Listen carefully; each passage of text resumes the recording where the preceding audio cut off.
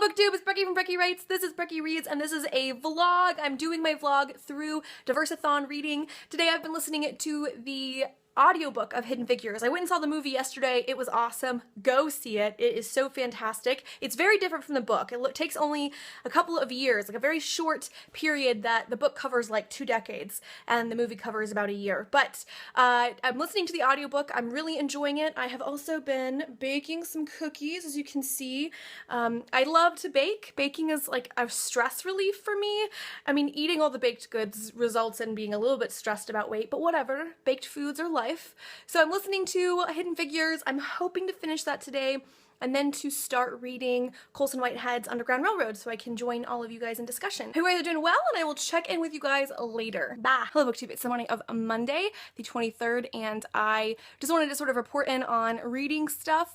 I'm getting ready to go to work, and I have read another book. I finished Hidden Figures last night. I started and finished The Fire Next Time by James Baldwin. It's pretty short. I didn't realize it was going to be that short, so I got through that really quickly. And I have started The Fire This Time, which is a collection of essays edited by Jessamine Ward on race in America.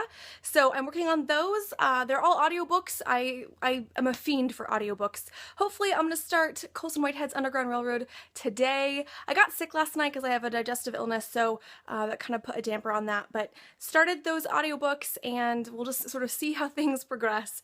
Okay, I'll check in later. Hello BookTube, it's Becky. It's about 1 a.m. on Tuesday of our Diverseathon readathon, and I just finished The Underground Railroad by Colson Whitehead. This is my copy from the library, and it was good. I'm tired and I need to go wash my makeup off my face. You can see my terribly messy desk. Look at that. Messy desk. There's my bookcase. There's my wall. You can see my bedroom a little bit. I have a lot of feelings. The first one is that I thought it was a beautifully written book. There were just moments where I kind of wish I owned this simply because I wanted to underline certain phrases, and just absolutely gorgeous writing that packed a punch that I really, really enjoyed. And I thought it was a really insightful look at the horrors of slavery and kind of the things that perpetuated enslavement, even though things like sterilization programs and stuff like that didn't come until later, but the kind of ongoing racial tensions. And reading this book, you know, in January after the inauguration of President Trump and the spike in hate crimes and the just sort of general new tensions that we're facing as the American citizenry, to read a book like The Underground Railroad that is so vividly depicting the violence that we as a nation were built upon and lives in the American psyche, and the kind of depravity that exists in our American history and in our human history, is just really... I'm glad I read it, but I can't say that I enjoyed it. It's one of those things where I knew it was good for me, but I can't say that I enjoyed the process. There were moments the language was just absolutely stunning, but just the harshness of it and the bleakness of it, which has nothing to do necessarily with Colson Whitehead and everything to do with the content, you know, the horribleness of slavery. It was hard. So I have finished reading, I'm tired. I finished reading The Underground Railroad. I read it in a day, which wasn't my plan. I have now finished Hidden Figures, The Fire Next Time by James Baldwin, and I'm about halfway through The Fire This Time, which is edited by Jessamine Ward, which I'll hopefully finish in a couple days. And so now it's on to some comics and some fantasy. All right, BookTube, I'll see you guys tomorrow. Hello, BookTube, it is Becky, and it is Tuesday evening. I almost said it was Wednesday evening. It's Tuesday evening, and I'm at work. This is a little bit of my office, in case you guys have been wondering. These are my massive, massive bookshelves in my office. Yeah.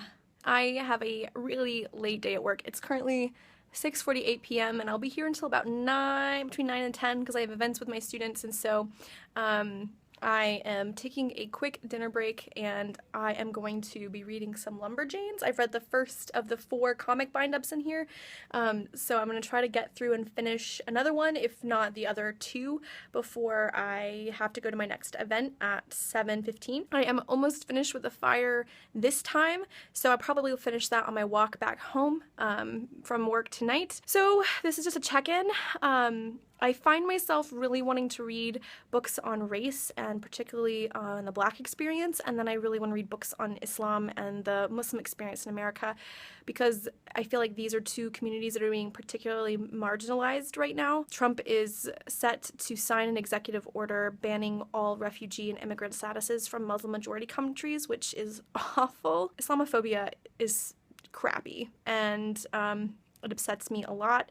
There's also talk that Trump is going to sign an executive order banning DACA, the Dreamers Act, so undocumented children and students who grew up in the United States but are still undocumented won't have any protected statuses and could be arrested and deported. I want to read on race, and I want to read on community organizing, and those are things that are really motivating me right now. And then I really want to read up on the experience of Muslims in America and kind of being more empathetic to that during this Diverseathon and Miss Own Reads Challenge. So those are the things that are on my mind on Wednesday. No, it's not Wednesday. It's only Tuesday. Oh man, on Tuesday night. So I will check in with you guys later. Hey BookTube, it's Wednesday at the Diverseathon and I am checking in. I am kind of heading towards bed, as you can probably tell because I don't have any makeup on my fuck your patriarchal bullshit pajama shirt. I have not read that much today. I started Dreams from My Father by Barack Obama. I'm listening to that on audiobook because I just wanted to have the wonderful voice of my favorite contemporary president in my ears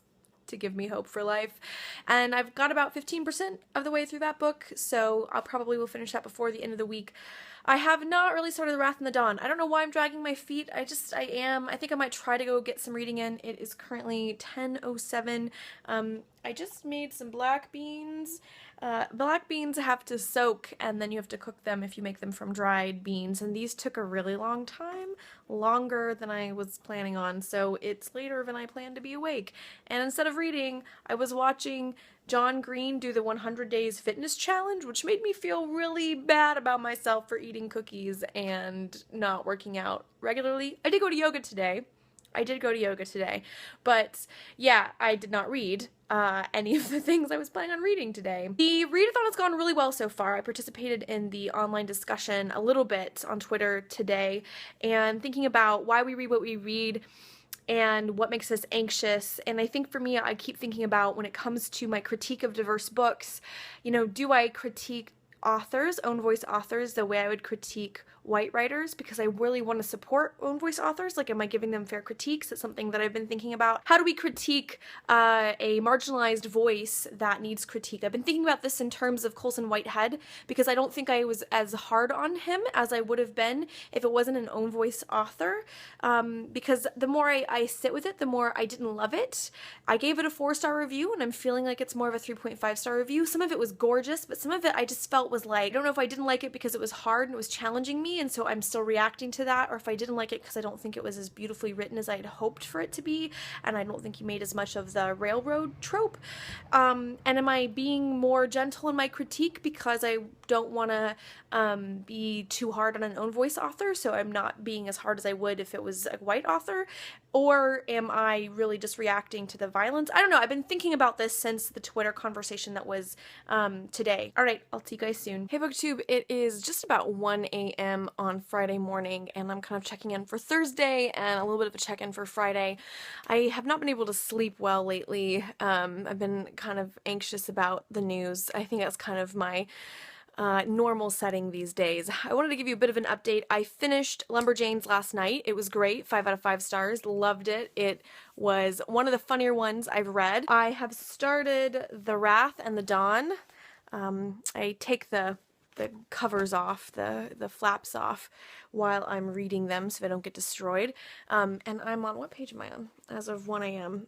Page 40 as of 1 a.m. I'm enjoying it. I'm curious as to how this story is going to be worth 400 pages plus a sequel, but I am enjoying it, so that's good. And I've got about 2 hours left of the Dreams of My Father audiobook by Barack Obama, which has been fantastic. He's a great storyteller. Even if you were not necessarily a huge fan of his politics, he actually wrote this book after he graduated from Harvard, so like 10 years before he became a senator, and I think it's about 20 years old now, 21 years old now, so it's an older book, and he's very honest because he has no major political aspirations at that point, and he does a lot of mimicking the voices of his family members, particularly his Kenyan sister and his father, and their accents that I've never heard him talk that way. I've always heard him speak in speeches. So to hear him kind of, I don't know, be more relaxed, that he talks about, the people he knows and the way he talks in college, which is a lot more casual and involves things like swearing. It's been very calming for me in the midst of a lot of political turmoil in the United States. If you are here in the United States, I don't think anybody, even people who are excited about our new president, is feeling super fabulous right now. Trying to turn to reading as an escape, and it isn't giving me the escape that I want. I think I've just had a lot of emotions about my political climate that I think is awful, and I do really, really, really worry about some of the pressures they're putting on freedom of speech and freedom of the press, and inshallah, in God's good favor, we will all be okay. But I'm so glad that we're having this conversation. I think diversity and representation in our literature and our media of all kinds is absolutely necessary. It is a form of resistance to tyranny, because the more people we have humanized in our media and in our literature, the better off we are. The harder it is to dehumanize them and write off the entire community. Read diversely. Support diverse media, support diverse speakers. Happy reading. I hope it's all been great, and I'll check in with you later. Hey BookTube, it's Brecky, and this is Friday at about 4:40 p.m. West Coast of America time. I am checking in before I actually take all this footage and make a vlog post video, and just sort of checking in about the reading week. The reading week? Oh man, I've had half of a beer, so maybe that is why I can't speak properly. The memoir by Barack Obama, Dreams from My Father, I'm absolutely loving, and his reading of it is fantastic. I really can't say that enough. I love it, I love it, I love it. I also really enjoyed the reflections of James Baldwin, The Fire Next Time. It's really short, but absolutely insightful and really captures the feel of a specific time and place and a specific era in our history that I don't think I've read enough about, like enough first-person sort of primary documentation about that time period. I've read a lot of stuff of people who have lived beyond the civil rights movement in the 60s and 70s and reflecting back on it, but not enough from the particular era. I find it fascinating with that. My go-to is to think about diversity in terms of race rather than anything else. And I think that is a function of growing up in the South, and I'm curious about how that is going to continue to affect my reading life and how I promote diversity. I am more and more concerned with diversity in the media. I think we need it. Today, Friday, is Holocaust Remembrance Day, and the Holocaust happened because an entire group of people were scapegoated, were called other. They were not represented in media. They were not represented as full human beings. Again, I'm a religion scholar, and I have a background in history, and I've done a lot of research on ideology and how ideology takes root, and I am concerned that if we have a media that is so hesitant to diversifying, that we are more susceptible to ideologies. So on that serious note, I am going to raise a glass to the weekend. As Benjamin Franklin said, beer is proof that God loves us and wants us to be happy. If you are interested, I got the Cali Creamer Vanilla Cream Ale. I picked this up at Sprouts. It's delicious and is a good thing to be drinking for the weekend. Hope you guys are all doing well. I hope that you are having a great Diverseathon if you are participating. If you aren't participating, I hope that you guys do try to pick up an own voice book this weekend, sometime soon. Supporting authors and writers and editors and publishing companies who are willing to support own voices, to give a platform to diverse writers of whatever diverse background is important, and it's important now more than ever. So I am going to edit this vlog video, I'm going to upload it, I'm going to do a bit of writing myself, and then I'm going to curl up with Wrath in the Dawn by Renee Ahdieh. Bye!